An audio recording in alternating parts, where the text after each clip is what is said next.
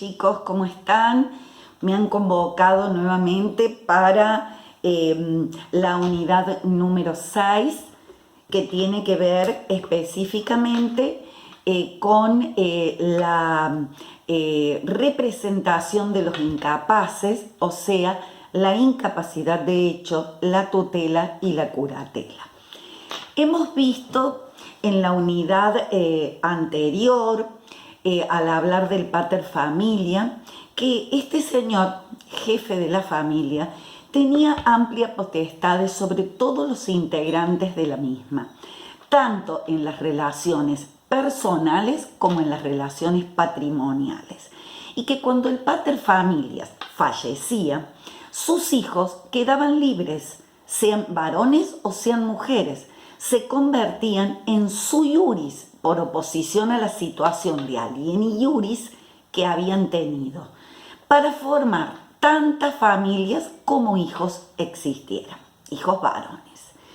Pero podía ocurrir que estos ciudadanos romanos se encontraran imposibilitados de ejercer sus derechos por sí mismos, aunque tuviesen una plena capacidad en cuanto a la capacidad de derecho.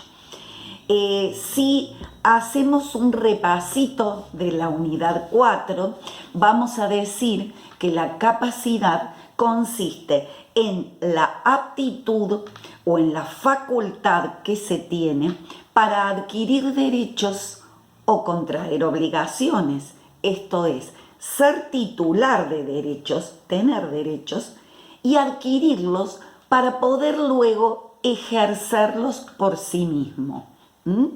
Adquirir derechos y contraer obligaciones y ejercerlos por sí mismo. Aquí estaría un concepto de capacidad que no la dieron los romanos, evidentemente, sino que en una cuestión de teorizar, de las nuevas teorías, aparece esta definición en la Edad Moderna de capacidad. Respecto de ¿qué clases de capacidad tenían? Bueno, en la unidad 4 explicamos que la capacidad podía ser capacidad de hecho o capacidad de derecho. La capacidad de hecho, llamada también por los romanos de obrar, y en la actualidad capacidad de ejercicio o incapacidad de ejercicio, tiene que ver con la manera en que las personas pueden ejercer sus actos de la vida civil en la sociedad y asumir sus responsabilidades. Esta incapacidad de hecho que podían sufrir estos ciudadanos romanos podía ser total, absoluta, o podía ser parcial, le vamos a llamar relativa. O sea que la incapacidad de hecho podía ser absoluta o relativa.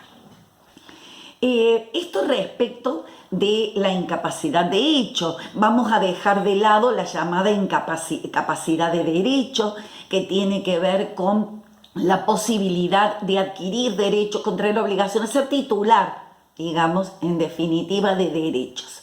Y que en algunos casos en Roma estuvo totalmente vedada, y en algunos momentos históricos de nuestra legislación también para algunas personas en particular, como sacerdotes o presos, personas privadas de la libertad, que ya no existe. Vamos a entrar de lleno entonces a la incapacidad de hecho, que dijimos podía ser relativa o absoluta o relativa. Cuando nos referimos a las personas que tienen incapacidad de hecho, sea esta absoluta o relativa, ya fuera por cualquier cuestión, por la edad que tenían, ya vamos a ver, o por el sexo que portaban, o por razones accidentales, como enfermedades o situaciones particulares, caso de las enfermedades, la locura, la debilidad mental, el tema de la prodigalidad, etcétera, estamos frente a este tipo de incapacidades de hecho. También me gustaría recordar de la unidad 4 que los romanos en sus 3 estados que ostentaban, esto es el estado de libertad, el estado de ciudadanía y el estado de familia. Dentro de ellos existe también una clasificación a la cual no quiero adentrarme porque no formaría parte de esta unidad 6, pero quiero traer conceptos para refrescar algunas ideas. Podemos decir que estos 3 estados del ciudadano romano podían sufrir disminuciones de capacidad, que no tiene que ver con lo que vimos anteriormente, pero sí tiene que ver con que cuando esta capacidad estaba disminuida, el ciudadano romano podía no ejercer algunos derechos, o también en definitiva tiene que ver con sus derechos políticos y privados, o públicos o privados, o también podía ser que perdiese sus estados. Y así, cuando se convertía en extranjero, aunque fuera libre y no era ciudadano romano, no poseía tampoco un estatus familiar, o cuando se convertía en esclavo, que sin duda, o prisionero de guerra, que era similar a una esclavitud, en este caso perdía todos sus estados. Estas causas que podían modificar, dijimos, el ser prisionero de guerra, caer en esclavitud, el sexo, la edad, la falta de salud o de efectos físicos, la religión, la prodigalidad, esto es el derrochar los bienes sin tener en cuenta la situación de peligrosidad en la cual caía económicamente su familia o él mismo, la condición social, la profesión, la tacha de infamia y la inestabilidad. Todo este tipo de situaciones serían como causas modificativas de la capacidad jurídica y entonces tienen que ver con todas estas situaciones. Yo quiero que rescatemos para esta unidad, que es lo que nos sirve, que es la capacidad, y que la capacidad puede ser de hecho, de derecho, y que la capacidad de hecho y de derecho también, pero en esta situación vamos a ver la de hecho, puede ser absoluta o relativa. Y allí vamos a poder entrar al tema en cuestión.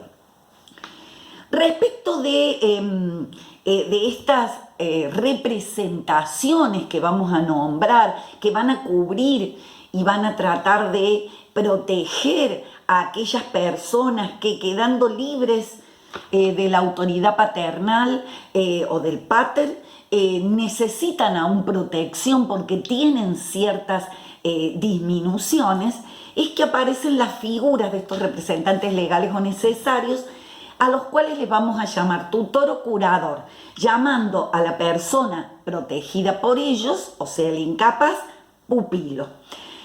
Si nos metemos en el tema de la institución de la tutela, que es la que ha sido regida o regulada con mayor amplitud, aunque ya en la época imperial baja, la tutela y la curatela van a tener un mismo régimen legal, si nos metemos de lleno en la tutela, vamos a decir que el encargado se llamaba tutor. La voz tutor viene de tueris, que significa proteger.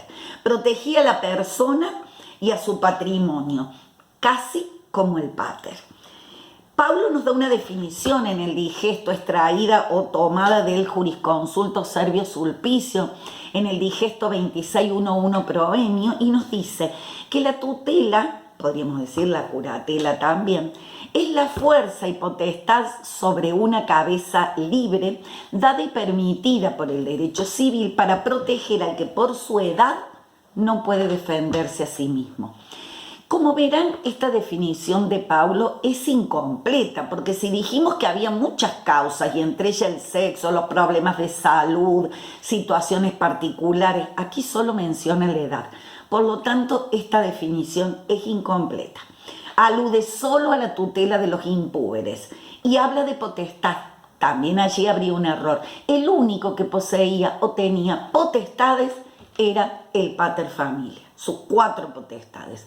Los demás no tendrían nunca los mismos poderes ilimitados que tenía el pater familias. Le podríamos llamar en todo caso facultad.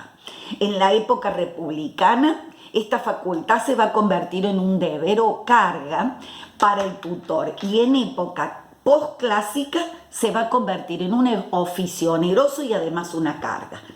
El protegido, dijimos, el llamado pupilo, era el que estaba bajo el control de esta institución tuitiva, protectora de cierta incapacidad que él gozaba. Para otros incapaces, entonces dijimos, por el sexo y la edad, teníamos el tutor, tendríamos el llamado curador o administrador. Su palabra proviene de cura, esto es cuidar, no tueris, proteger, sino cuidar, y se refiere casi simplemente al patrimonio, aunque ambas instituciones no solo velaban por los intereses patrimoniales, sino que también velaban por la persona del pupilo. Y eso de allí la equivocación de pensar que el curador era para el patrimonio y el tutor era para la persona. No, independientemente de algunas teorías, esto es igual para todos.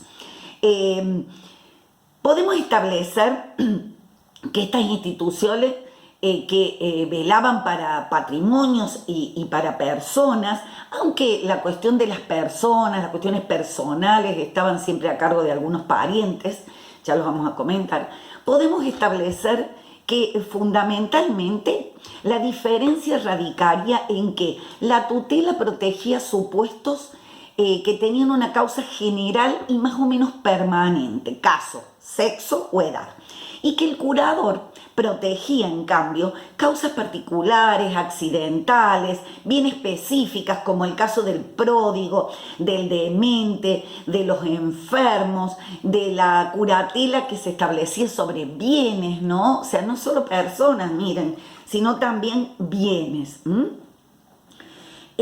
Bien. Entrando o metiéndonos un poquito en el tema de la tutela de los impúberes, para ir ya en particularmente, tenemos entonces tutor, tutela de los impúberes y esta que tiene que ver con la edad y con el sexo. Si nos detenemos en la tutela de los impúberes, los menores impúberes, decimos que eran menores impúberes aquellos que aún no habían cumplido 14 años, caso del varón, y 12 la mujer, tutela impúberum. Aquí también tenemos que clasificar y decir la tutela o los impúberes se clasificaban en infantia minor, aquellos que eran incapaces absolutos de hecho y que su edad iba de 0 a 7 años, no sabían hablar, no podían expresarse, no conocían el derecho, y los infantia mayor o incapaces relativos de hecho, que su edad iba de 7 a 14 años. ¿Por qué hago esta salvedad?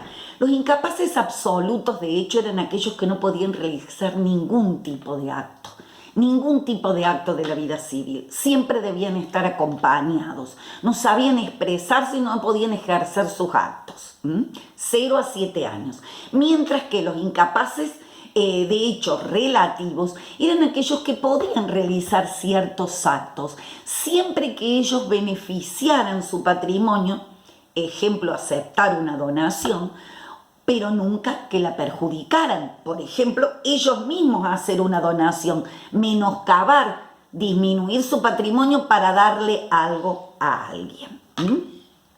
Bien, con esto terminaríamos una partecita de esta unidad. Vamos a dejar para el próximo video lo referente a la tutela de los impúberes respecto del sexo, o sea, la tutela de la